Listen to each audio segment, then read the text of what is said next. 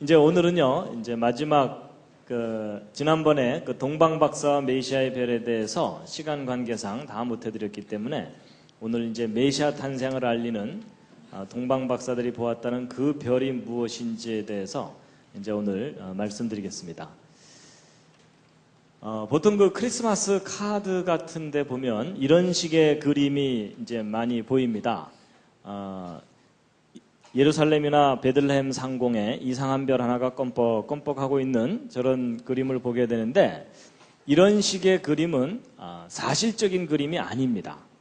여러분, 그 동방박사들이 보았다는 그 별은 일반인들이 누구나 쉽게 알 수 있는 그런 특별한 별이 아닙니다. 전문가들만이 알 수 있는, 연구해야만 알 수 있는 별입니다.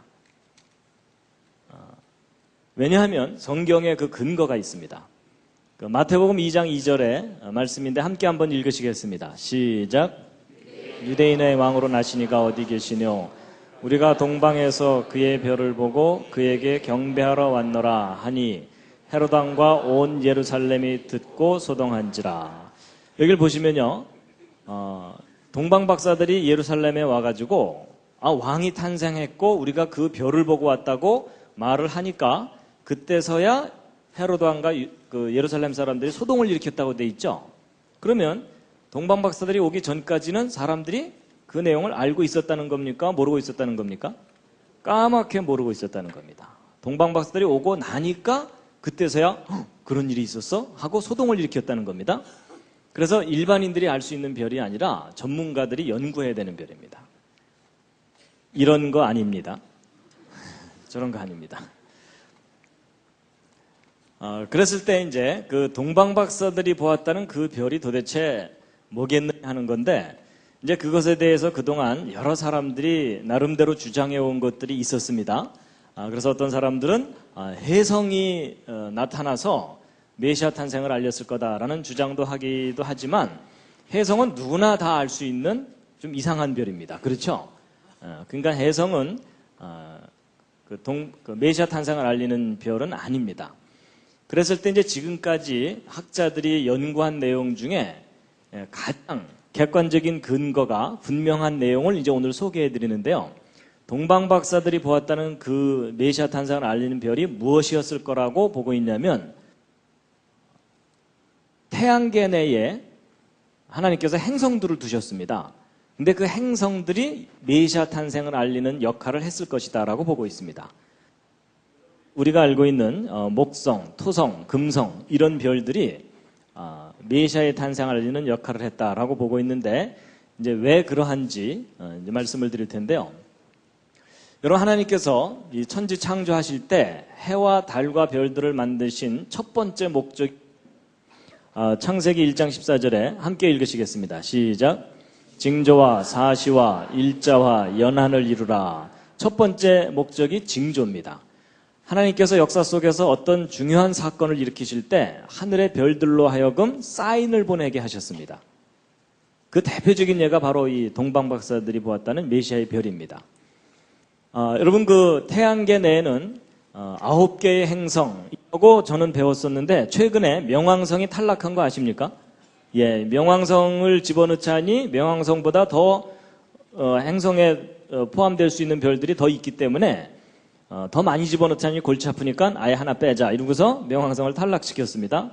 그래서 이제 우리 태양계 내에는 8개의 행성이 있다고 볼 수 있는데, 앞에 쪼무레기 행성이 4개가 있고 뒤에 좀 큰 행성이 4개가 있고 이렇습니다. 그래서 앞에 있는 걸 내행성, 바깥에 있는 걸 이렇게 얘기를 하는데, 그런데 이제 이 8개의 행성의 상대적인 크기를 여러분이 보시는 겁니다.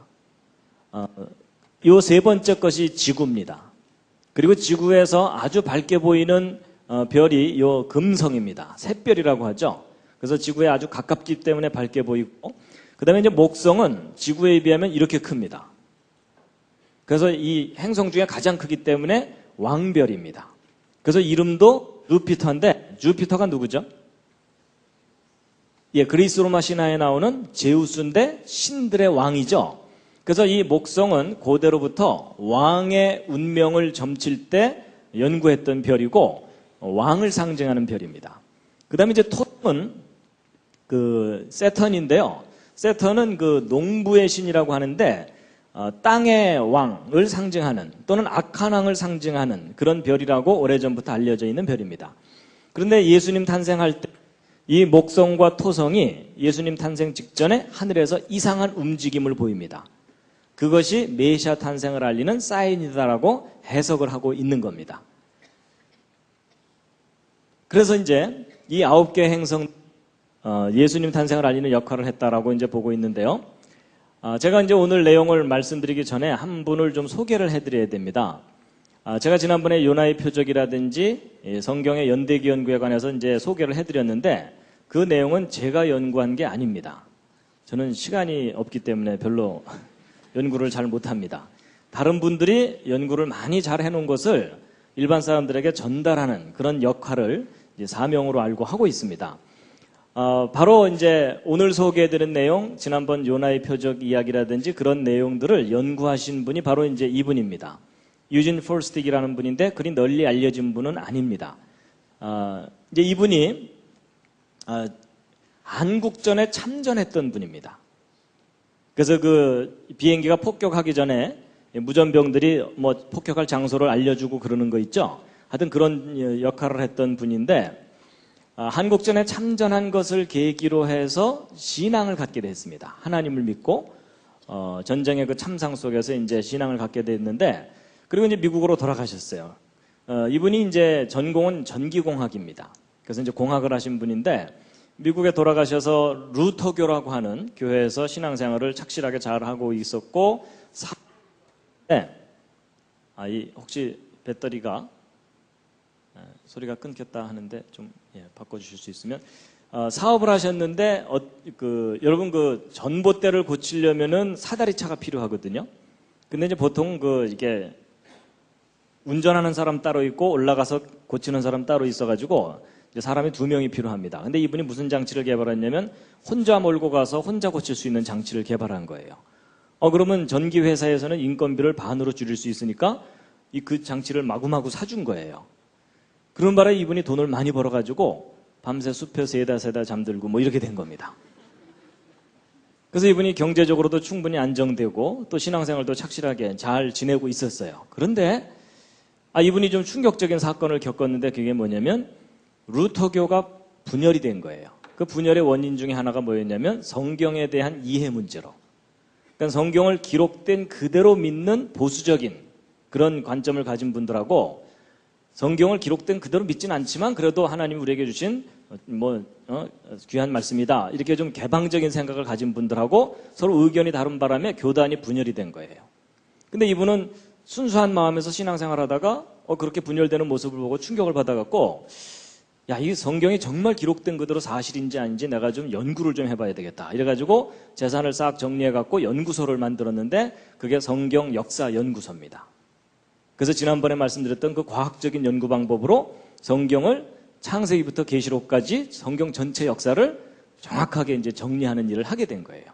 그래서 이분이 10년 동안 그렇게 쭉 체계적으로 성경을 다 정리하고 났더니 너무나 선명하게 예수 그리스도가 메시아라는 것이 드러나는 거예요. 그러니까 내가 메시아라고 인정해서가 아니라 객관적인 모든 증거가 예수 그리스도는 메시아예요. 그래서 이분이 이제 이렇게 확실한 역사적인 증거가 있다면 이걸 사람들에게 알려야 되겠다 해서 사람들에게 열심히 알리러 다니는데 문제는 사람들이 이분이 얘기만 하면 다 조는 거예요. 왜냐하면 여러분 구약 역사가 좀 어려울 수가 있잖아요. 그렇죠? 그래갖고 별로 그렇게 관심이 높지가 않은 거예요. 그래서 이분이 이 내용이 너무 좋은데 사람들이 잘 이해를 못하는구나 이러다가 한 아이디어가 떠올랐는데 그게 뭐냐면 이 내용은 이스라엘 사람들한테 정말 효과적이겠다. 왜냐하면 여러분 우리만 해도 구약은 다른 나라 역사잖아요. 그렇죠? 근데 이스라엘 사람들한테는 구약이 자기들 역사잖아요. 근데 자기들 역사를 정확하게만 분석을 하면 예수 그리스도가 메시아라는 것이 너무나 선명하게 드러나거든요. 그래서 이스라엘 선교를 해야 되겠다. 그래서 이분이 이스라엘 선교를 다니기 시작한 거예요. 그래서 이스라엘 사람들에게 당신들의 역사를 정확하게만 연구하면 예수 그리스도가 분명히 메시아다. 이걸 이제 알려주러 다니게 됐는데, 그래서 이제 이분이 이스라엘에 가서 이스라엘 대학에, 유대인들의 그 대학에 가서 강의도 했어요. 그러니까 이분이 이제 자기가 연구한 결과를 가지고 가서 그 이스라엘 그 대학 교수에게 설명을 쫙 했더니 그 대학 교수가 깜짝 놀라는 거예요. 이방인이 자기들보다 자기들의 역사를 더 정확하게 정리를 했거든요. 그리고 당신 이 내용 우리 학교에 좀 강의 좀 하라고. 그래서 이분이 이제 강의를 하게 됐어요. 근데 여러분 그 이스라엘은 아다시피 예수를 안 믿잖아요. 그렇죠? 그러니까는 예수 얘기를 하면 안 되거든요. 그래갖고 이분이 이제 예수 얘기는 다 빼고 이스라엘 역사만 정확하게 한 학기 동안 강의를 한 거예요. 근데 이제 문제가 생겼어요. 무슨 문제가 생겼냐면 학생들이 한 학기를 다 듣고 났더니 결론이 뭐예요? 예수가 메시아인 거예요. 그래서 이제 학교가 이제 난리가 난 거예요. 학생들이 술렁술렁 거리면서 다 듣고 났더니 예수가 메시아라는 막 얘기들이 막 도니까 이제 정작 다급해진 건 누구냐면 이분을 강의를 맡겼던 그 교수가 자기 입장이 곤란해진 거예요. 이단자를 자기 학교에 데려다가 강의를 시킨 거니까. 그래서 당장 나가라고 그래가지고 이분이 쫓겨나게 됐는데 또 이분이 거기 가서 사고 친 게 하나 있어요. 무슨 사고를 쳤냐면 유대교 청년이 개신교로 기독교인이 된 거예요. 그랬다가 이 청년이 다시 유대교로 돌아갔어요. 이제 그럴 경우 유대교에서는 이런 청년이 상당히 쓸모가 있어요. 왜냐하면 기독교로 가봤자 별 볼 일 없으니까 다시 돌아왔구나. 이래가지고 이제 유대교를 선전하는데 이 청년을 예를 들면서 이제 사용할 수가 있거든요. 그런데 이분이 이제 그 청년을 다시 만나갖고 자기가 연구한 결과를 다 얘기해 준 거예요. 그래서 이스라엘 역사를 다 정리해 보면은 예수가 메시아인 것이 너무나 분명하다는 걸 알려줬더니 이 청년이 다시 개신교로 갔어요. 그러니까 예전에는 그냥 갔는데 지금은 이제 확신을 하고 다시 이제 온 거예요. 근데 이제 문제는 이 청년이 이 정도 상황이 되면 이스라엘 사회 내에서는 테러를 당합니다. 그러니까 생명의 위협을 느끼게 돼요. 그래갖고 이분이 할 수 없이 그 청년을 데리고 이스라엘에서 탈출을 했어요. 하여튼 그런 스토리를 가진 분이에요. 그래갖고 이제 이분이 이스라엘 이제 선교에 이게 너무나 효과적인 걸 알고서 이제 선교를 다니다가 떠오른 민족이 하나 있습니다. 그게 뭐냐면 한국이 떠오른 거예요. 왜냐하면 자기가 참전도 했을 뿐만 아니라 이스라엘을 선교하기에는 한국 사람들이 뭔가 정서적으로 통하는 것 같다. 이렇게 개인적으로 느낀 것 같아요. 그래서 이제 한국을 방문했는데 누구를 찾아갔냐면 여러분 그 대천덕 신부님이라고 아십니까? 그 아처 토레 이 대천덕 신부님을 예수원으로 찾아가서 자신이 연구한 결과를 이제 저분에게 다 설명을 해드렸어요. 그랬더니 대천덕 신부님이 너무나 기뻐하면서 이렇게 중요하고 소중한 내용은 사람들에게 좀 알려야 된다. 이래가지고서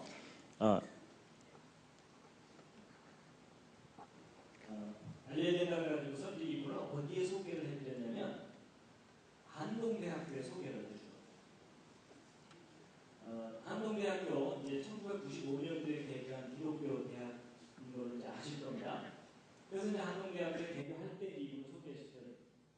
이분이 이제 한동대학교에 와서 잉글리시 바이블 스터디라는 코스를 강의를 했습니다. 이제 영어 성경 공부 코스이긴 하지만 내용은 연대기예요. 지난번에 소개해드렸던. 그래서 이분이 강의를 하는데 여러분 생각해 보세요. 대학교 1학년들 이제 갓 들어왔잖아요. 근데 이분이 영어로 강의를 하고 그것도 구약, 역사, 연대기를 강의를 했더니 학생들이 어떻게 됐겠습니까? 한 학기 동안 혼수 상태였습니다.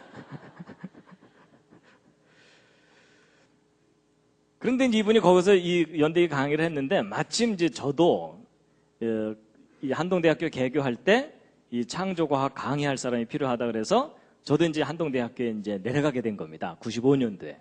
그래서 저도 이제 여기 내려가서 이분을 이제 만난 겁니다. 이렇게.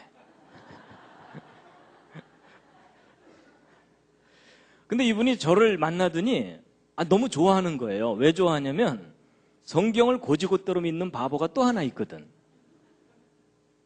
여러분 그 창조과학을 이렇게 하나둘 깨닫다 보면요. 성경에 기록된 그대로 사실이라는 것을 더 확실하게 믿게 되거든요.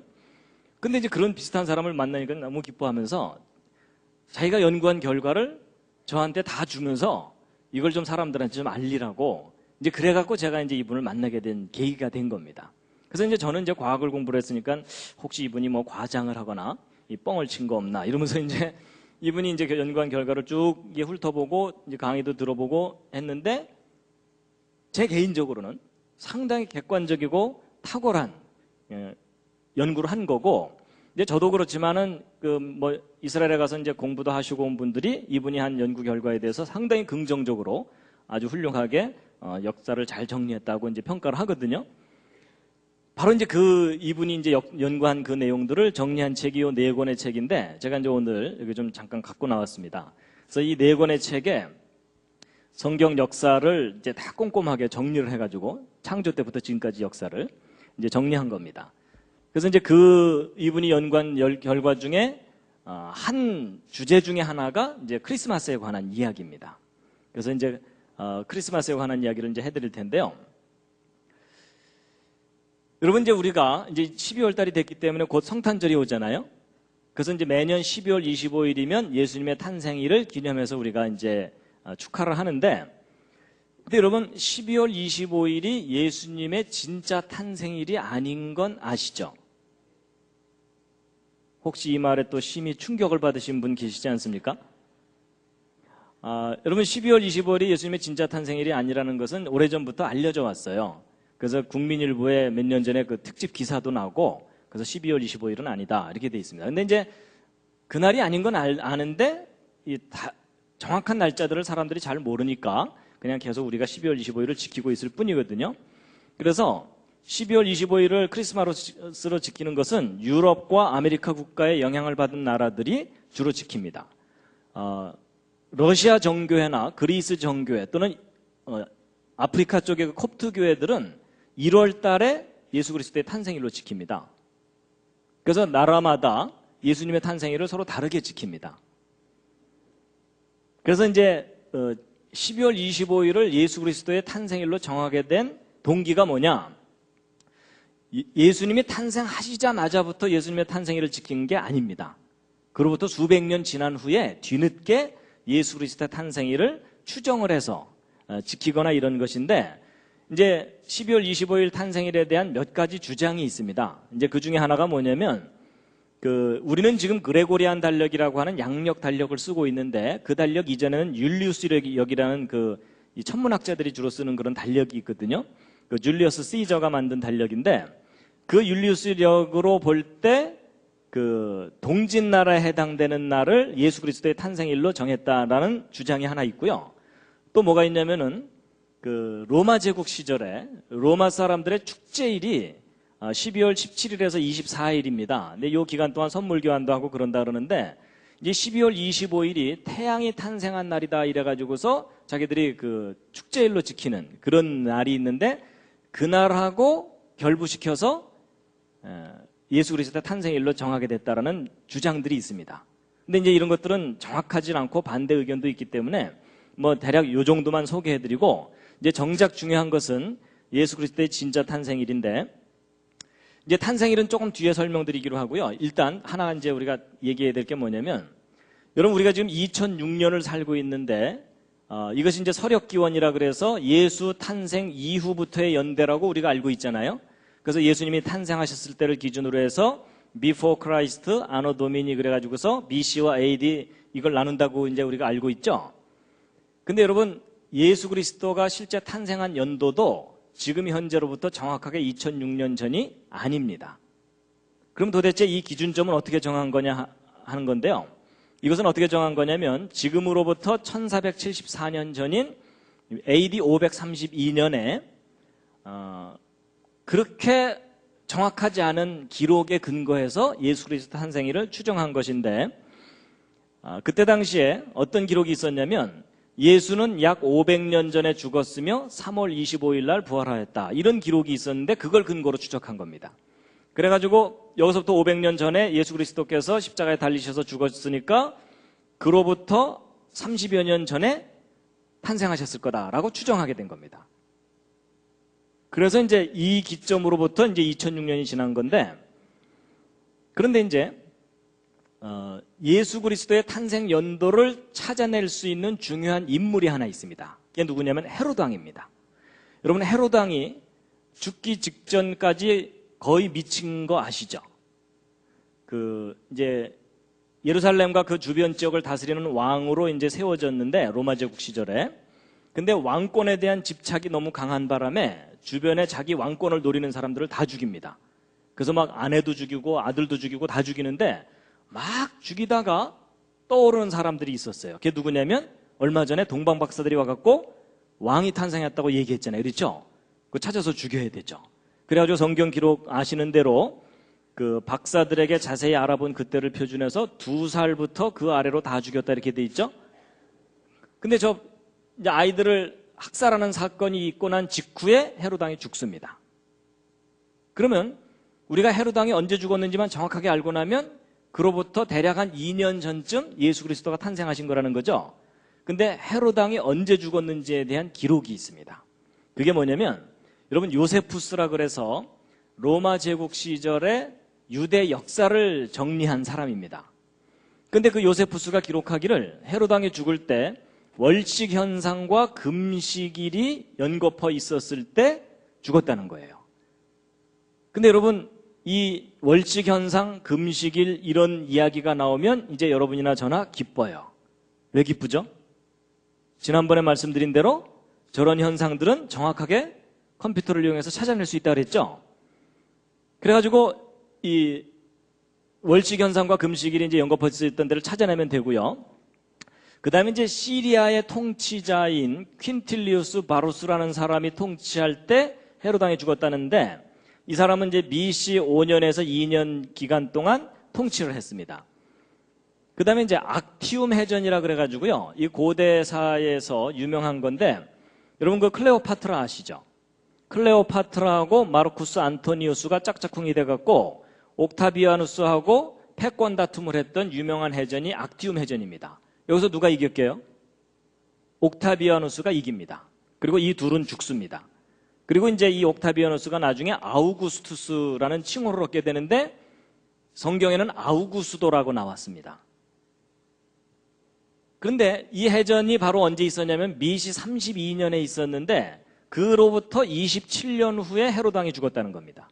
그러면 BC 32년에서 27년 지난 후니까 BC 4년이 되는 거죠. 그래서 BC 4년에 이제 헤롯 왕이 죽었다는 것을 이제 알아내게 됐으니까 그때 월식 현상만 찾아내면 되는 겁니다. 근데 그 월식 현상을 컴퓨터를 이용해서 이렇게 찾아낸 겁니다. 그래가지고 BC 4년 3월 11일 날 월식 현상이 있었습니다. 아니라 그러실까봐 제가 잠깐 그 월식을 찾아서 보여드리겠습니다. 여러분 지난번에 보셨던 그 컴퓨터 프로그램 기억하실 겁니다.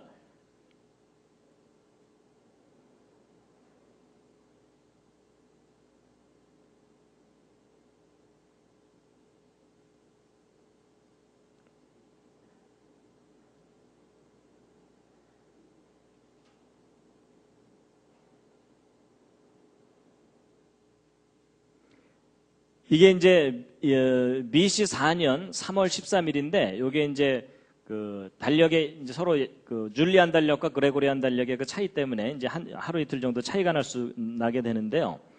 이제 그때 이제 월식이 있었던 겁니다. 그래서 여기 달이 이렇게 있는데 여기 빨간색으로 이렇게 색깔이 변한 부분이 있죠. 저게 뭐냐면 지구 그림자 속으로 달이 들어갔기 때문에 가려진 부분입니다. 이제 이 월식이 시간이 지남에 따라서 월식이 진행되는 것을 잠깐 보실 텐데요.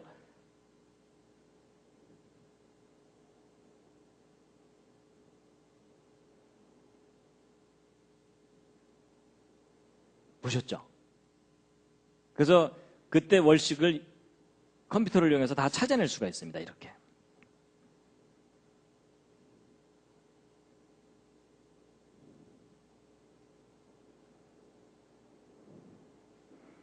그래서 이제 뭐 거의 꼼짝마라 수준입니다. 지금.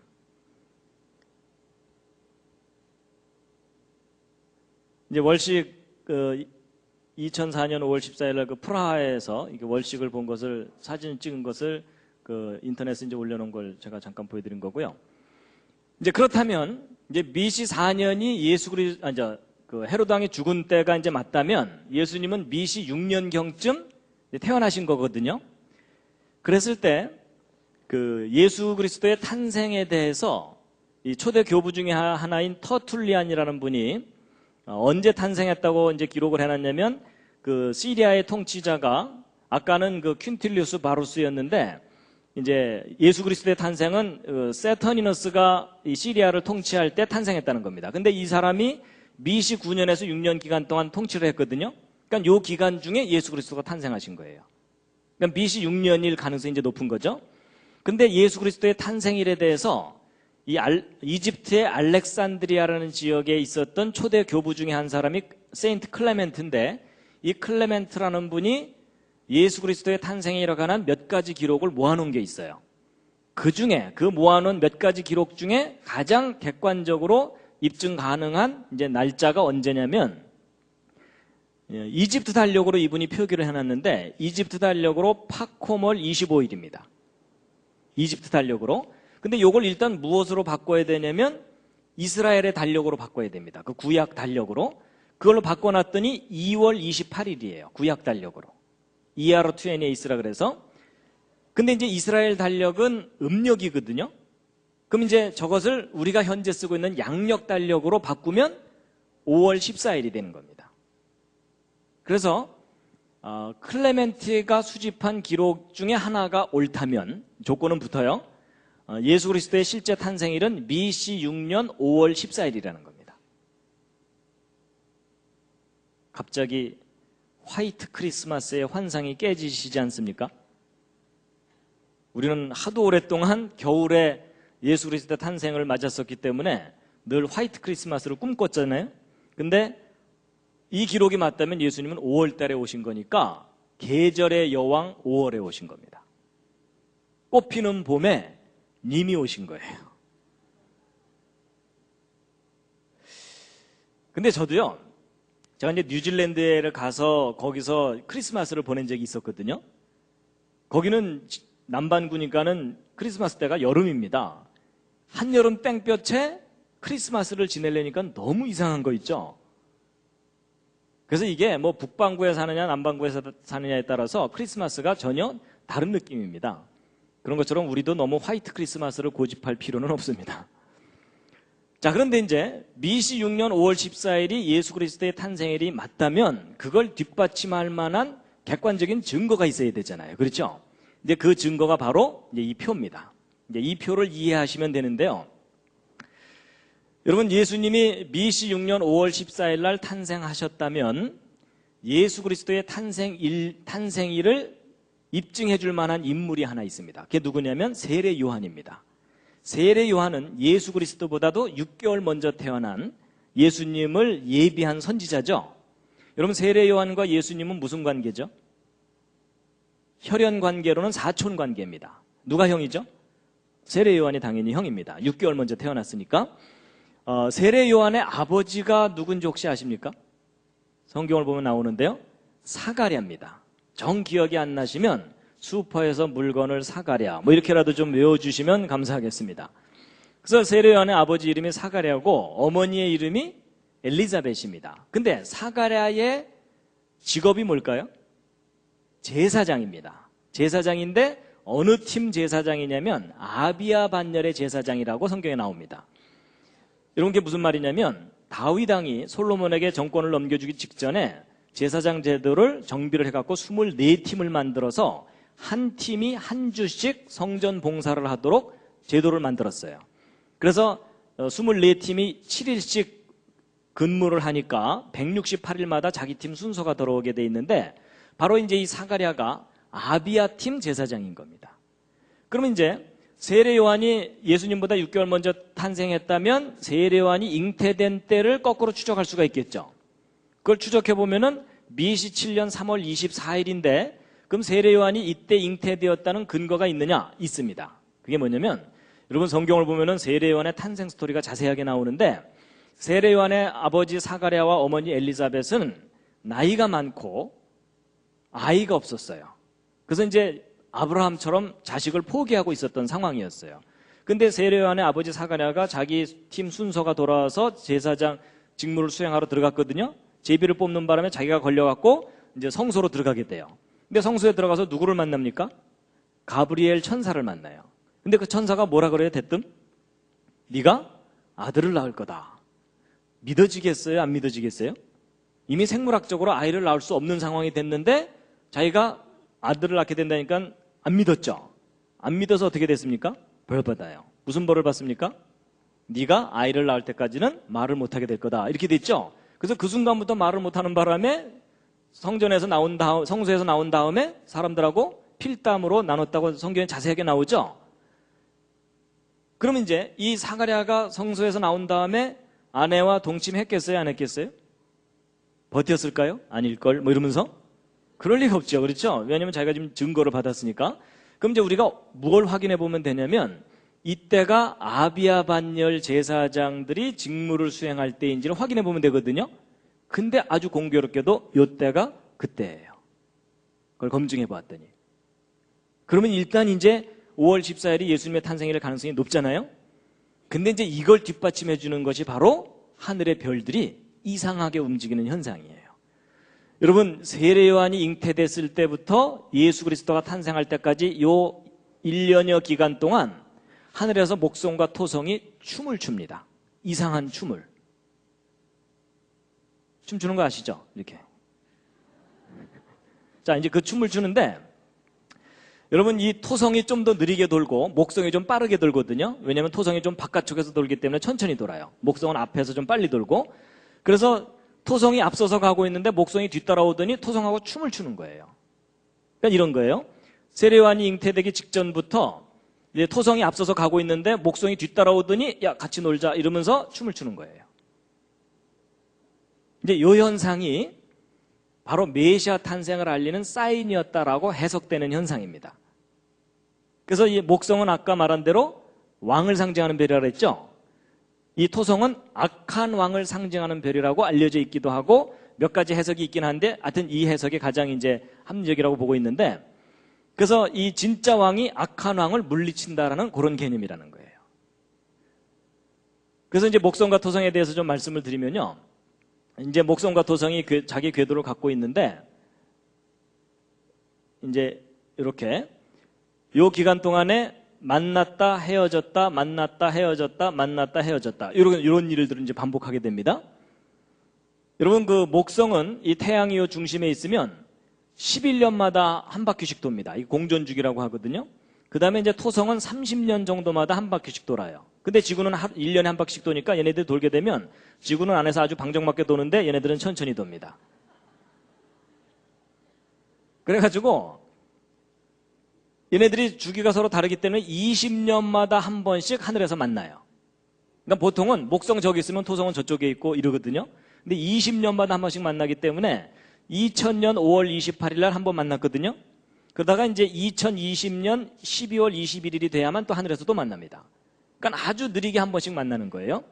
근데 이제 보통은 이제 이렇게 떨어져 있는데 이제 만나게 되는데 이제 지구 쪽에서 바라보면 이런 겁니다. 태양이 지나가는 자리를 따라서 이제 태양이 지나가는 자리를 따라서 이제 토성도 지나가고 이제 목성도 보통 지나가거든요. 그래서 보통 그 밤하늘에 그 달이 지나가는 자리를 따라서 밝게 보이는 별들이 행성이라고 보시면 됩니다. 그런데 이제 보통은 토성이 좀 느리고 목성이 빠르기 때문에 이렇게 지나쳐가게 마련이에요. 그런데 이제 예수님 탄생 직전에 하늘에서 무슨 일이 벌어진 거냐면 토성이 앞서서 가고 있는데 목성이 뒤따라오더니 야, 너 잘 만났다 이러더니 같이 뒤로 물러갔다가 앞으로 가는 거예요. 신기한 현상이죠. 근데 이제 이게 왜 그러냐면요. 태양에서 바라보면 모든 행성이 한쪽 방향으로 가거든요. 근데 지금 우리는 태양에서 보는 게 아니라 지구에서 보고 있잖아요. 근데 지구는 이 안쪽에서 돌고 있죠. 그러니까 지구가 좀 빨리 돌기 때문에 앞으로 빨리 가게 되면 얘는 뒤로 가는 것처럼 보이는 거예요. 근데 그게 절묘하게 타이밍이 딱 맞아야만 목성과 토성이 하늘에서 춤을 추는 현상이 나타나는데, 이런 현상이 몇 년마다 한 번씩 나타나냐면 854년마다 한 번만 나타나요. 근데 그게 BC 7년에 있었던 거예요. 예수님 탄생 직전에. 그리고 이제 그 이전에는 BC 861년에 있었고, 그 다음에 이제 AD 848년, AD 1702년에도 있거든요. 근데 이제 이런 현상 중에 왜 하필이면 요때냐? 요때가 바로 구약 성경에서 메시아가 탄생할 것이라고 예언된 때예요. 그때에 맞춰서 목성과 도성이 또 하늘에서 춤을 추면서 사인을 보내준 거예요. 그러니까 동방 박사들은 저걸 연구하고 찾아오게 된 겁니다. 그래서 여러분, 그 동방 박사들은 두 가지 면에서 프로페셔널입니다. 첫 번째, 과학에 관한, 특히 천문학에 관한 프로페셔널입니다. 전문가예요. 그 다음에 또 하나가 뭐냐면은 성경 예언에 관한 전문가입니다. 여러분, 천문학적인 현상은 관찰할 수 있지만 그게 성경과 무슨 관계인지를 정확하게 알려면 예언에 관해서 정확한 지식을 갖고 있어야 돼요. 그렇죠? 그래서 동방 박사는 두 가지 면에서 전문가입니다. 그래서 그 동방 박사들이 이제 이때 이제 메시아를 이제 찾아서 오게 되는데, 왜 하필이면 이때냐면요, 성경을 보면은 메시아가 언제 탄생하시게 될 것인지에 대해서 그 시기가 예언되어 있습니다. 특히 어느 그 예언서를 보면 그게 나오냐면은 다니엘서를 보면 나오거든요. 여러분, 그 다니엘이 남유다 왕국이 멸망당했을 때 바벨론의 포로로 잡혀가죠. 포로로 잡혀가서 그때 왕이 누구였냐면 바벨론의 느부갓네살 왕입니다. 근데 그 느부갓네살 왕이 꿈을 하나 꾸는데 이상한 꿈을 하나 꿔요. 신상 꿈을 꾸는데 한 신상을 보았는데 머리는 금이고 여기서부터 이 가슴까지는 은이고 거기서 무릎까지는 동이고 그 밑에는 철인데 발은 또 얼마는 철이고 얼마는 진흙이다 이렇게 돼 있죠. 그래서 이제 그 꿈을 꾸고 나서 아시는 대로 이 신하들을 불러갖고서 내 꿈 알아맞혀봐라 이러죠. 근데 아무도 못 알아맞추거든요. 알려주지 않는데 어떻게 알아맞추겠어요? 그래서 너희들 다 죽인다 이랬더니 그때 이제 다니엘이 잠깐 좀 시간을 달라 그런 다음에 그 꿈을 알아맞추고 해석까지 해줘요. 그 해석이 뭐였냐면 이 신상은 바벨론 제국 이후에 어떤 제국들이 나타날 것인지를 하나님께서 보여주시는 거다 이런 내용이었어요. 맞죠?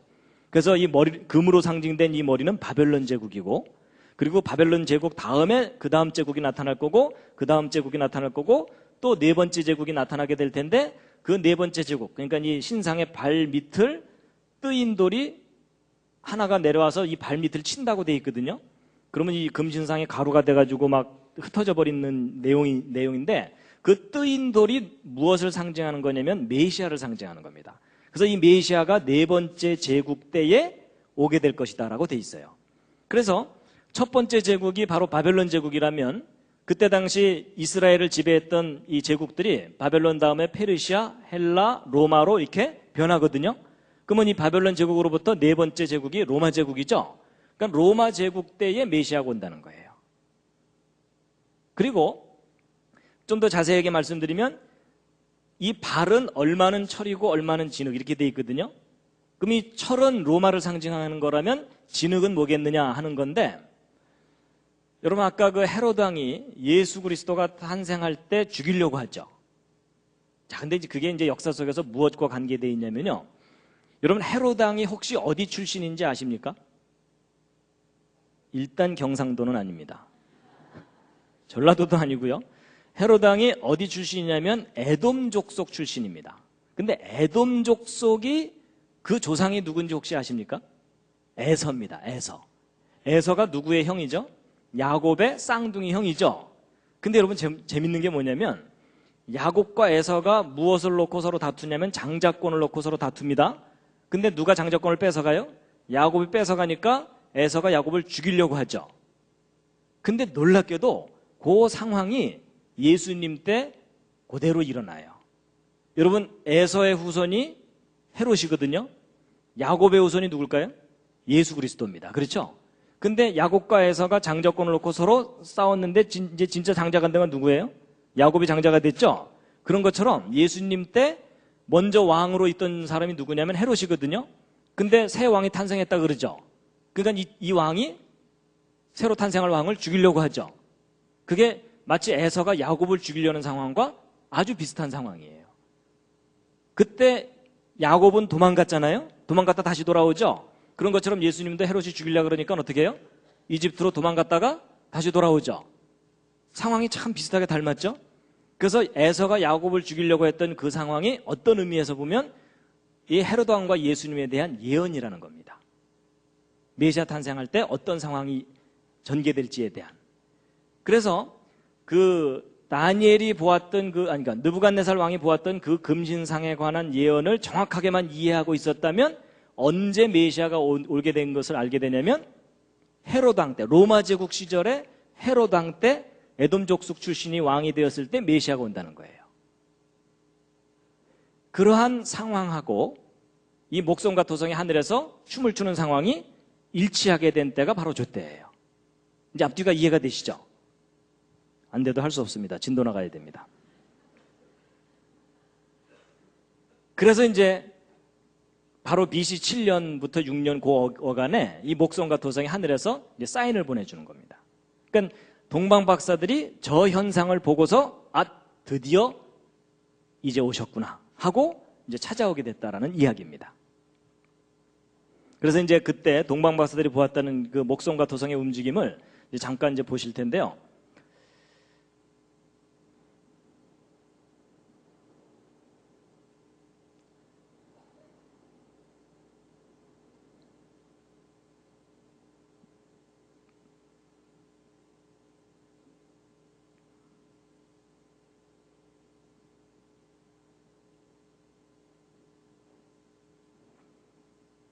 자, 이것은 이제 언제냐면은 BC 8년 5월 14일이기 때문에 예수 그리스도 탄생 2년 전입니다. 2년 전쯤부터 이제 이게 주피터가 목성이고요. 이 세턴이 토성이거든요. 이 두 별이 서로 이제 멀리 떨어져 있다가 요때 이제 가까이 만나기 시작하는 때예요. 그래서 이제 요때 상황을 보시게 될 텐데요. 일단 이 두 행성이 움직이는 상황만 먼저 이제 보시겠습니다. 자, 이게 토성이고요. 이게 목성입니다. 근데 얘네들이 이제 전체적으로 왼쪽으로 이동해 갈 거예요. 시간이 흐르면서. 그래가지고 이제 그런데 얘네들이 약간 왼쪽으로 갔다가 오른쪽으로 좀 갔다가 이러면서 술 취해서 흔들리듯이 이게 좀 흔들흔들하면서 왼쪽으로 갈 거예요. 왜냐하면 지구에서 바라보니까 상대적으로 좀 뒤로 갔다 앞으로 갔다 이러면서 이제 앞으로 전진하는 거거든요. 자, 지금부터 이제 여기 어디를 보시면 여기를 보시면 되는데요. 이제 BC 8년 5월 달인데 요 달이 넘어가는 걸 보시면 됩니다. 그래서 이제 BC 8년부터 이제 움직이기 시작합니다. 아이고 이렇게 움직이면 안 됩니다. 스톱.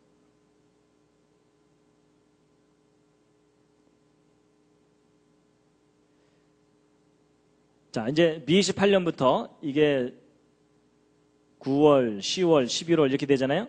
그래서 이제 목성이 드디어 이제 세턴에 가까이 가는 거예요. 다른 별들은 야, 쟤네들 만났다 이러면서 지나가는 거고요. 그래서 이제 주피터가 지나가는 듯 하더니 도로 뒤로 가는 거 보이시죠? 뒤로 갔다가 또 다시 앞으로 가는 거예요. 다른 별들은 야, 쟤네들 싸운다 이러면서 지나가고 있고요.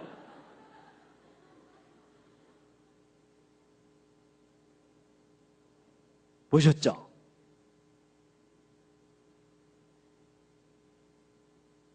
근데 이제 저 현상은요, 어느 날 밤에 둘이 이제 앉아갖고 자기야, 별이 참 예쁘지? 뭐 이랬더니 막 별들이 저렇게 움직이더라는 얘기가 아닙니다.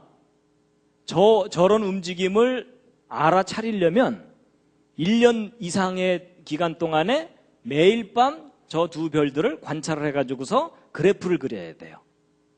그래야만 저 별들이 신기하게 움직인 것을 확인할 수가 있습니다. 바쁜 사람은 못합니다. 할 일 없는 과학자들만이 가능한 일입니다. 그러니까 동방 박사들이 저걸 연구한 거예요. 그러니까 진짜 왕이 악한 왕을 물리치고 우리를 구하러 오신다라는 사인이라는 거예요. 그리고 이제 조금 뒤로 돌리면요. 여기 보세요.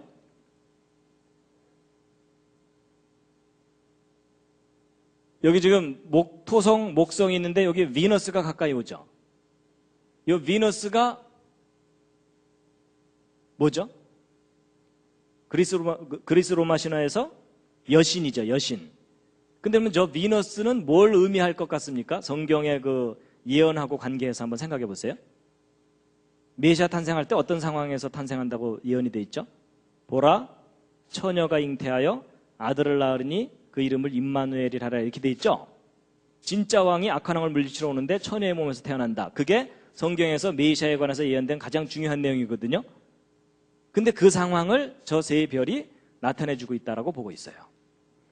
근데 이렇게 얘기하면 이제 어떤 분들은 야, 지금 뭐 그리스 로마 신화하고 성경을 짬뽕에 비빔밥을 만드는구나, 이런 생각하는 분들이 계실 거예요. 근데 이제 이 상황을 이해하시려면 지난번 제가 강의했던 연력학 법칙을 좀 떠올리셔야 됩니다. 여러분, 갑자기 머리에 쥐가 나시나요? 여러분, 어떤 정보가 있으면, 진짜 정보가 있으면 그게 시간이 지나면서 변질되는 현상이 있다 그랬죠? 잘 보세요. 여러분, 하나님께서 태초에 우리 인간이 타락했을 때 아담과 하와를 에덴 동산에 쫓아내시면서 여자의 후손 중에 메시아가 태어날 거다, 그리고 또 메시아가 탄생할 때는 하늘에 징조가 있을 거다라는 걸 다 알려주셨거든요. 그러면 그 지식을 갖고 있던 사람들이 그 징조를 제대로 알아차리려면 그 징조에 대한 정확한 지식이 있어야 알아차리겠죠. 그렇다는 얘기는 메시아 탄생 때 구체적으로 어떤 상황이 일어날지에 대해서 이미 사람들이 지식이 있었다는 얘기입니다. 근데 그 지식이 다양한 민족들이 다양하게 이렇게 퍼져나가면서 변질되고 다양해지겠죠. 그래서 그리스 로마 신화도 메시아 사상에 관한 지식이 변형된 형태로, 신화의 형태로 나타난 것이다라고 이해를 하면 어느 정도 이해가 되실 겁니다. 뭐 이게 이해가 안 돼도 할 수 없습니다. 진도는 나가야 됩니다. 그래서 요 세 별이 하늘에 나타난 그때 예수님이 탄생하시게 됩니다. 실제로. 바로 이게 BC 6년 5월 14일이죠. 그때 이제 하늘의 그 별을 보면요, 이걸 조금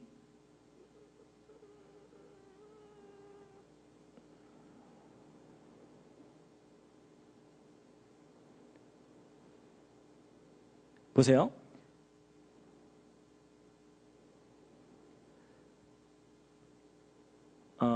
해 뜨기 직전에 하늘에서 토성과 목성과 금성이 쪼로록 보입니다. 근데 이제 이게 성경에 기록되어 있는 내용을 입증해 주는 이제 상황인데요. 이게 뭐냐면,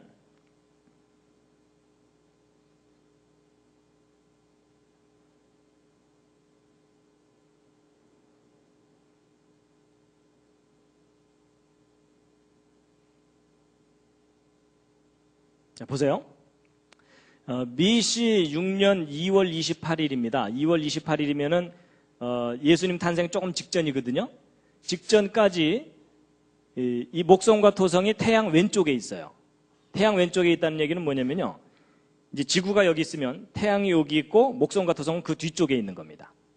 뒤쪽에 있는데 태양 왼쪽에 있어요. 그러면 이게 이제 시간이 지나면서 태양이 먼저 뜨고 목성과 토성이 나중에 뜬다는 얘기는 저녁에 질 때 태양이 먼저 지고 목성과 토성이 나중에 진다는 얘기죠.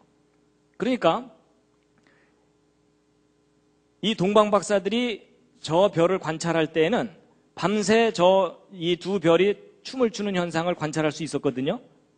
그러다가 자기들이 연구한 지점으로부터 출발해서 예루살렘 오는 그 도중에는 저 두 별이 관찰이 안 됩니다. 안 되는 이유가 뭐냐면, 이 상황에서 시간이 지나가게 되면 이 두 별이 어떻게 움직이는지 보시면요, 태양 오른쪽으로 이동을 하게 되거든요. 그럼 이제 태양 오른쪽으로 이렇게 이제 이동해 가는 요 와중에는 태양빛이 너무 강하기 때문에 이 두 별이 관찰이 안 됩니다.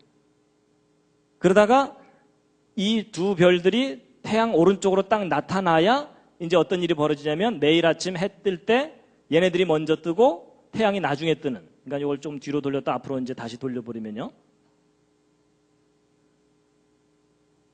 이제 이 상태에서 태양이 뜨기 직전에 토성이 보이고 목성이 보이는 현상이 나타나거든요.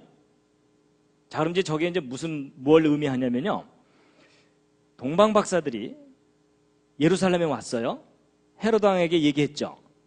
왕이 탄생하는 별을 우리가 보고 왔는데 어디에서 나셨는지 좀 알려달라. 그랬더니 왕이, 헤로드 왕도 나도 모르니까 너네들이 좀 찾거든, 나한테 알려줘라 이랬죠. 그 대신에 이제 성경 기록을 봤더니 베들레헴에서 메시아가 탄생할 거라는 예언이 있어가지고 하여튼 그쪽으로 가봐라 이랬거든요. 근데 이제 동방 박사들이 저 두 별이 안 보이다가 헤롯궁에서 딱 나와가지고서 자기들이 어느 쪽으로 가려고 그랬더니 그 별이 다시 나타났다고 돼 있죠. 그래서 이제 사람들은 그 부분을 읽으면 무슨 생각을 하냐면, 야, 이 별이 동방 박사들을 인도해 주다가 사라졌다가 다시 나타났다고 돼 있거든요. 그래서 이제 전통적인 그 메시아 탄생의 별에 대한 관점을 가진 분들은 이상한 별 하나가 나타났다가 사라졌다가 다시 나타났다 이렇게 생각하거든요. 근데 그게 아닙니다. 이 목성과 토성이 태양 왼쪽에 있다가 오른쪽으로 이동하는 도중에는 관찰이 안 되기 때문에 안 보였던 겁니다. 그러다가 얘네들이 오른쪽으로 딱 이동한 후부터 다시 관찰되거든요. 그래서 동방박사들이 다시 나타난 그 별을 보고서 그 별을 따라갔다는 얘기입니다. 그래서 성경에 기록되어 있는 그 내용들이 실제 상황으로 이렇게 검증이 되는 것을 지금 확인시켜 드리는 겁니다.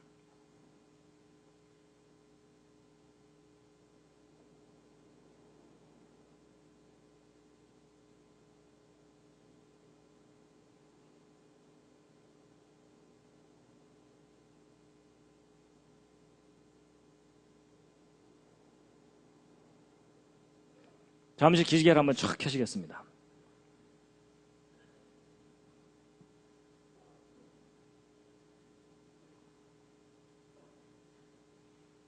여기까지 잘 따라오셨습니까? 아니면 중간에 기절하셨습니까?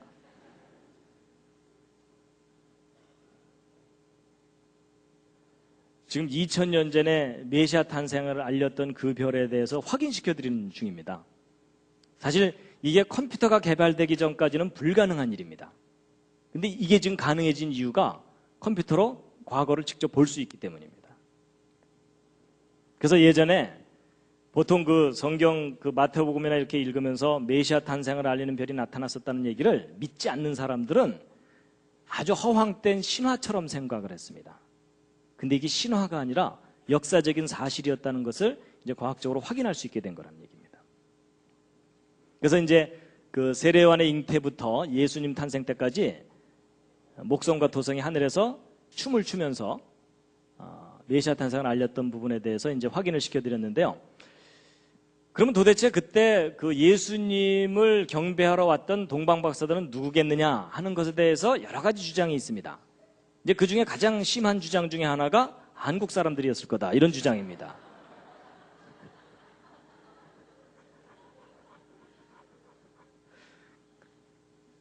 동방에서 갔다 그러니까는 한국에서 갔다고 주장을 하는데 이제 그건 아니라고 보고 있는데, 왜냐하면요, 여러분 아까 그 목성과 토성이 이렇게 춤을 추는 현상도 정말 보기 드문 신기한 현상이지만 이 세례요한의 잉태와 세례요한의 탄생 요 어간에 일식 현상이 연거푸 2번 나타납니다. 근데 저 일식도 개기일식이 아니고 부분일식입니다. 부분일식이란 얘기는 일반인들은 알아차리지 못하는 인식이란 뜻입니다.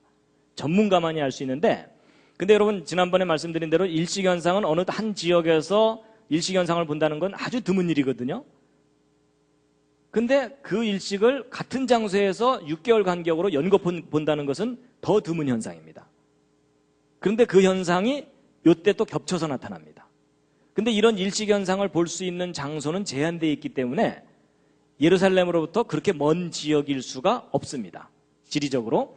그래서 이제 그 동방박사들이 누구였겠느냐라는 것을 볼 때는 아마도 이 이스라엘이 멸망당하고 나서 바벨론 포로로 잡혀갔던 사람들이 페르시아 정권으로 바뀌면서 고레스 왕 때 귀환령이 내려서 돌아오거든요. 근데 이때 다 돌아왔겠습니까? 다 안 돌아왔겠습니까? 다 안 돌아옵니다. 왜냐하면 여기는 이미 발달된 살기 좋은 곳이고 여기는 황폐해진 척박한 곳이거든요.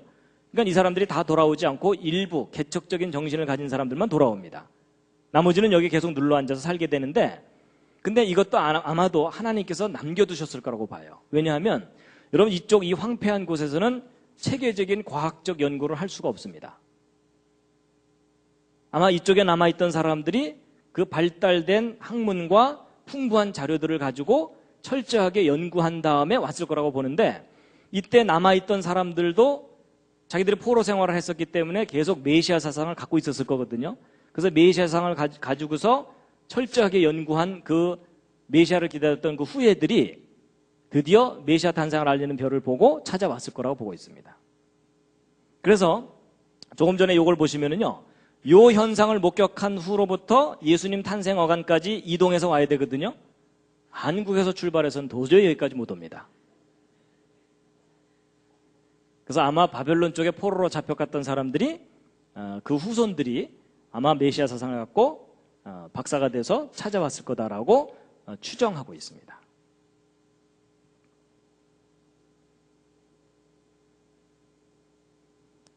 그래서 이제 지금까지 메시아 탄생을 알리는 별에 관한 가장 근거 있는 이야기를 소개해 드렸는데요. 사실 지금 이 목성과 토성이 그 역할을 했을 것이라는 것에 대해서는 이제 많이 알려지기 시작했습니다. 그래서 여러분 인터넷에 들어가 보시면 이 얘기 쉽게 찾으실 수가 있습니다. 이제 비교적 널리 알려지기 시작한 이야기입니다. 그리고 이제 확인도 되는 이야기고요. 그래서 여러분 보세요. 이 목성과 토성이 예수님 탄생에 딱 맞춰서 하늘에서 나타나서 춤을 추게 하려면, 자, 여기서 중요한 게 이겁니다. 도대체 언제부터 저게 계획되어 있어야 될까요? 저걸 잘 생각해 보시면 창조 때부터 계획되어 있어야 되는 일입니다. 맞죠? 여러분 목성이 저쯤 있는데 하나님께서 급하셔갖고 야 잠깐 일로 올래? 뭐 이럴 수 없잖아요. 그렇죠? 여러분 이게 무슨 얘기냐면 하나님께서 성경에서 무슨 말씀을 하시냐면 내가 태초부터 미래에 일어날 일을 다 얘기해 놓았다 이런 말씀을 하세요. 다 예언해 놓았고 그걸 이루는 존재가 바로 나다. 그 대신 너희들이 연구를 해봐라. 연구를 하면 이 우주를 다스리는 존재가 나라는 것을 확인할 수 있을 것이다. 그런 얘기를 합니다. 바로 이 메시아 탄생을 알리는 별도 중요한 의미 중에 하나가 바로 그겁니다. 시편 19편 1절에 있는 말씀 함께 한번 읽으시겠습니다. 시작. 하늘이 하나님의 영광을 선포하고 궁창이 그 손으로 하신 일을 나타내는도다. 자, 잠시 좌양조 하셔서 옆에 있는 분 안마를 시원하게 해드리겠습니다.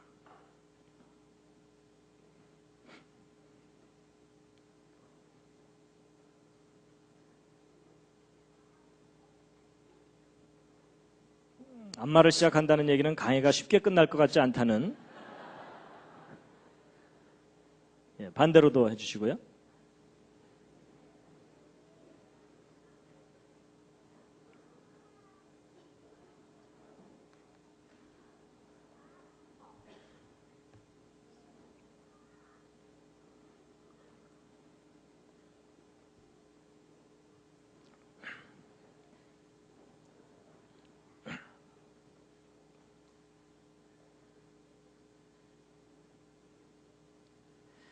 이제 한 가지 에피소드를 얘기해드리고 이제 마칠 텐데요.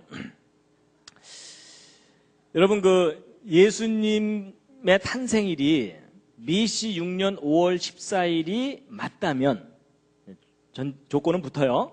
맞다면 예수 그리스도의 2000번째 탄생일이 좀 의미가 있어야 되지 않겠습니까? 그렇죠? 여러분 우리 젊은 사람들은 뭐 만난 지 100일만 돼도 막 파티하고 그러잖아요. 그러니까 예수님의 2000번째 탄생일은 좀 지킬 만한 의미가 좀 있다고 보는데, 여러분 한번 생각해 보세요. BC 6년 5월 14일이 예수 그리스도의 진짜 탄생일이라면 2000번째 탄생 기념일은 몇 년도가 될 것 같습니까? 옆에 있는 분과 한번 상의해 보시기 바랍니다. BC 6년이면 마이너스 6년이라고 생각하시면 됩니다. 그러면 1994년일 것 같은 느낌이 드시죠? 1994에다가 6을 더하면 되니까? 아닙니다. 95년입니다. 왜냐하면 여러분 BC와 AD 사이에는 0년이 없어서 그렇습니다. 그렇죠? BC 1년에서 AD 1년으로 바로 넘어가거든요. 저걸 모르는 사람들이 이 역사 정리할 때 1년씩 오차가 나는 이유가 바로 저겁니다. 그래서 이제 1995년이 예수 그리스도의 2000번째 탄생 기념일이 되거든요. 지금까지 한 얘기가 이제 근거가 있는 거라면. 근데 재미있게도 그때가 바로 이거 연구한 분이 한동대학교 왔던 때입니다. 이게 재밌는 얘기입니다. 그래서 이분이 이제 3월 달에 와서 강의를 시작했는데 5월 달이 되면 이제 예수님의 탄생일이 되니까 이분이 5월 달쯤 되더니 자기는 예루살렘을 가야 되겠다는 거예요. 학기 중에. 예수 그리스도의 탄생일을 자기가 직접 예루살렘에 가서 축하를 하고 싶다는 거예요. 근데 이분은 본인이 연구했기 때문에 확신을 갖고 있거든요. 그래서 이제 가시라고 그랬죠. 근데 이제 가시라고 해놓고 나서도 이제 학생들이 비록 이제 혼수 상태에 있긴 했지만 그래도 좀 알아듣는 학생들이 있잖아요. 그렇죠? 저도 좀 알아들었고. 그래서 이제 상의를 하기를, 야, 이 날이 아닐 수도 있지만 지금까지 한 얘기 중에 이렇게 근거 있는 얘기를 우리가 들어본 적이 없다. 그리고 객관성이 상당히 있다. 그래서 아닐 수도 있지만 혹 이 날이 예수 그리스도의 탄생일일 수도 있으니까 우리가 그냥 지나가기는 좀 찜찜하다. 그렇다면 그냥 예수님의 탄생이라고 보고, 그러면 이분이 가실 때 그냥 가게 하지 말고 조촐한 선물을 예수님께 전달해 드리라고 좀 하자. 그래갖고 학생들이요, 자기들끼리 막 회의를 하더니 결정을 했어요. 좀 낭만적인 결정을 했는데 뭘 했을 것 같습니까? 학생들이 일단 돈이 없으니까 뭐 이렇게 큰 건 선물을 못 합니다. 황금과 유향과 모략은 안 됩니다. 그래서 학생들이 뭘 선물하기로 했냐면 2000송이 장미를 선물하기로 한 거예요. 2000번째 탄생일이니까. 그래갖고 학생들이 나름대로 헌금, 이제 모금을 했어요. 근데 뭐 학생들만 한 몇십 명 한 모여가지고서 모금을 했는데 한 2000송이 장미값 정도가 된 거예요. 그래갖고 이제 이것을 이제 이분에게 드리고서 가서 예수님께 전해드리라고, 그래서 이분이 이제 2000송이 장미값을 갖고 예루살렘으로 간 거예요. 이제 그 날에 맞춰서 갔는데 이분이 이제 이 장미꽃을 현지에 가서 실제 산 거예요. 사가지고서 예수님한테 전달해드려야 되는데 예수님은 하늘에 계시니까 이제 올라갈 수는 없고, 그래서 이걸 어떻게 할까 그러다가 이분이 이제 무슨 생각을 하게 된 거냐면, 이분이 사실 이제 이 날이 정확하다면 현대판 동방박사죠. 그렇죠? 예. 그래가지고서 이분이 어디를 갔냐면 이 장미꽃을 들고서 통곡의 벽이라는 곳을 갔어요. 통곡의 벽이 어딘지 아십니까 혹시? 예, 이스라엘 사람들이 2000년 동안 소유하지 못했던 예루살렘 성벽의 일부예요. 성벽의 일부인데, 여러분 이 통곡의 벽이 여기인데요. 이게 이제 어떤 히스토리를 갖고 있냐면 2차 세계대전이 끝난 후에 이스라엘 사람들이 유럽에서 600만 유태인 학살을 당했잖아요. 그렇죠? 그래갖고 그냥 치를 떨면서 우리가 죽더라도 팔레스타인 땅, 가나안 땅에 가서 죽자 이러면서 이제 밀고 들어와가지고서 이스라엘이라는 나라를 세웠어요. 1948년에. 참 기적 같은 일이 일어난 건데, 이때 이제 이스라엘로 돌아와서는 나라를 세웠는데, 그런데요, 예루살렘의 역사를 좀 살펴보면요,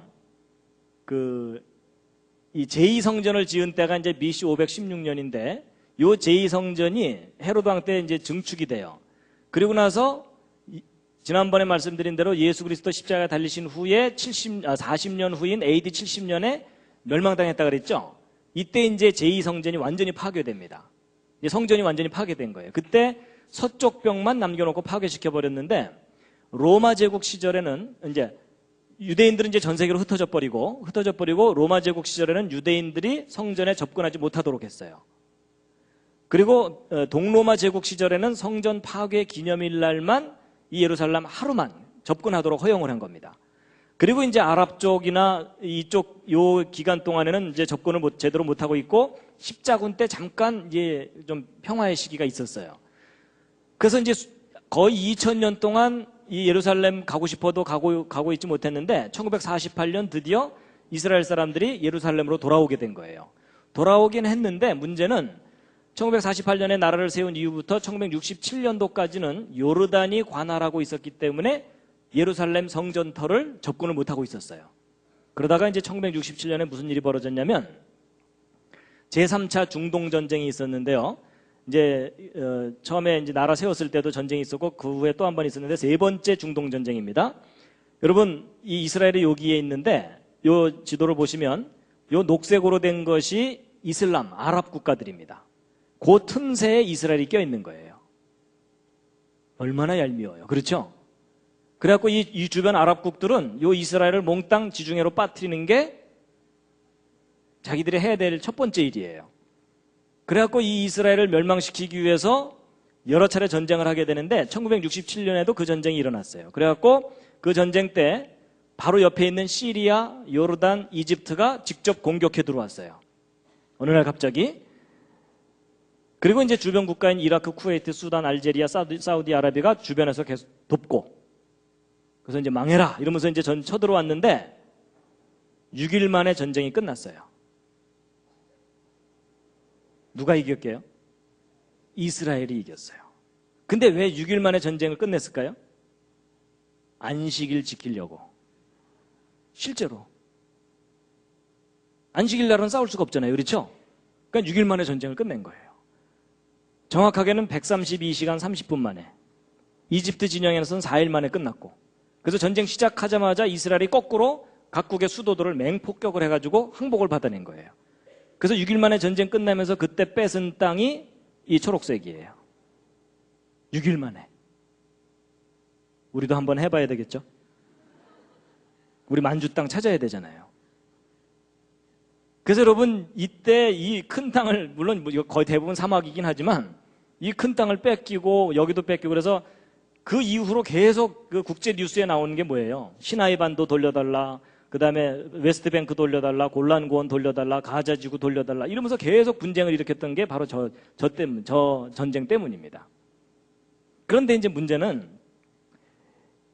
여러분, 이스라엘이 이 예루살렘까지도 이제 어느 정도 회복을 했는데 이제 독립을 해가지고 땅을 차지하고 있었는데 요 6일 전쟁이 있기 전까지는 이 예루살렘에 가장 자기들이 차지하고 싶은 게 뭐냐면은 예루살렘 성전터예요. 근데 이 성전터는 이스라엘 사람들이 접근하지 못하고 있었던 거예요. 이슬람 세력이 꽉 잡고 있고, 그리고 예루살렘 성전터에 이슬람 사원이 지금 덩그러니 올라가 있어요. 그러니까 이스라엘 사람들한테는 정말 이 화가 나도 엄청나는 일이죠. 근데 여기를 자기들 소유로 해야 되는데 접근도 못하고 있었는데 1967년 6.1 전쟁 끝나는 날 요 서쪽 벽 일부를 탈환한 거예요. 그러니까 2000년 동안 접근하지 못했던, 자기들 소유로 하지 못했던 성벽 일부를 되찾은 날, 그날을 기념하는 날이 예루살렘의 날입니다. 그러니까 우리한테는 다른 나라 사람 이야기지만 저 이스라엘 사람들한테는 저 날이 너무나 감격스러운 날이에요. 2000년 동안 꿈에도 그리던 성전 벽 일부라도 손으로 만져볼 수 있는 그런 날이거든요. 그걸 되찾은 날. 그래서 이게 그때 당시 현장 사진들입니다. 너무나 감격스러운 날이죠. 근데 이제 요 예루살렘의 날이라고 정해진 그 날이 바로 2월 28일이거든요. 1967년. 근데 공교롭게도 이 날이 무슨 날이냐면 이 예루살렘의 날이라고 하니 그 날이 세인트 클레멘트가 예수님의 탄생일이라고 적어놓은 그 날이에요. 어떤 의미에서 역사의 아이러니죠. 그렇죠? 그래갖고 이 날만 되면 이스라엘 사람들은 예루살렘의 날이라 그래가지고서 자기들 깃발을 들고 나와서, 국기를 들고 나와서 막 축제를 해요. 그런데 이제 이분이 이천송의 장미를 끌고 그 통곡의 벽 앞에 나타난 거예요. 이제 물론 이제 이분이 혼자 끌고 간 게 아니고 노인분이거든요. 혼자 끌고 간 게 아니고 이제 거기서 기독교인을 몇 사람 만나갖고 도움을 받았죠. 그래서 이제 큰 가방 2개에다가 이제 이렇게 끌고 가서 쫙 펼쳐놓고 그 이천송이 장미를 거기 모인 사람들에게 하나씩 나눠준 거예요. 나눠주면서 이분은 기도한 거죠. 예수 믿으라고 기도하고 그랬던 거죠. 이제 이럴 때 이제 저는 한동대에 남아갖고 학생들을 좀 몇 명 모아놓고 왜 이 날이 예수님의 탄생일이라고 여겨지는지에 대해서 그 근거를 설명해 주면서 아닐 수도 있지만 일 수도 있으니까 우리 기념하고 넘어가자. 이러고서 불법 집회를 했습니다. 크게 알리지는 못했어요. 괜히 이단으로 잡힐까봐. 뭐 장작을 쌓아라 이러면 골치 아프잖아요.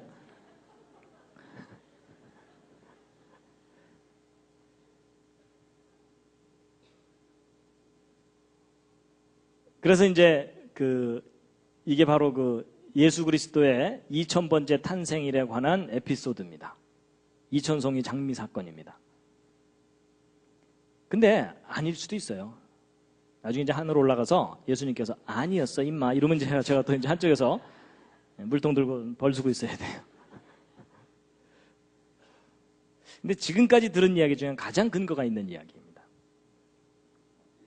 근데 이제 제가 잊어먹을까봐 미리 당부를 드리는데요.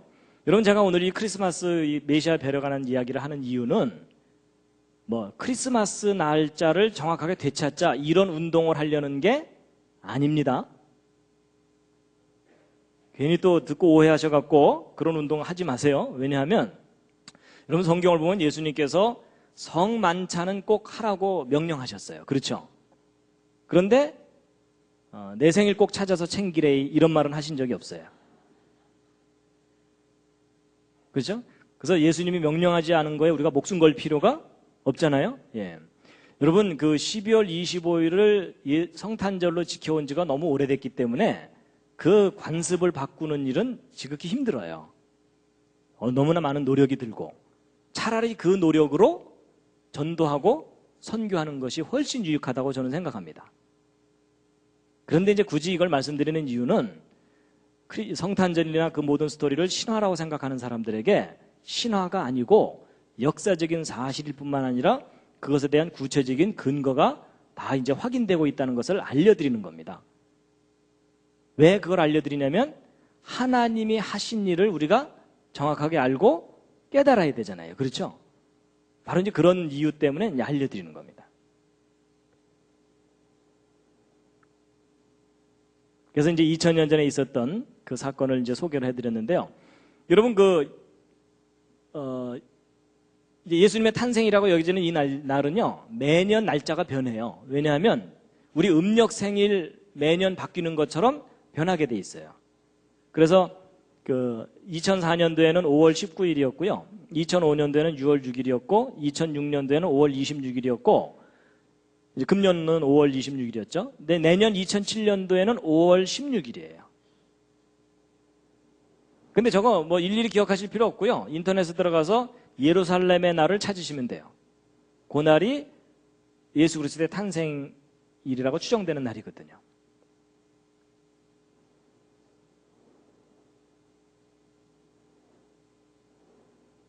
근데 이제 지금 예루살렘에는 평화가 없습니다. 근데 예수님께서 예루살렘의 평화를 위해서 기도하라고 하셨거든요. 그래서 우리가 예루살렘의 평화를 위해서 기도해야 됩니다.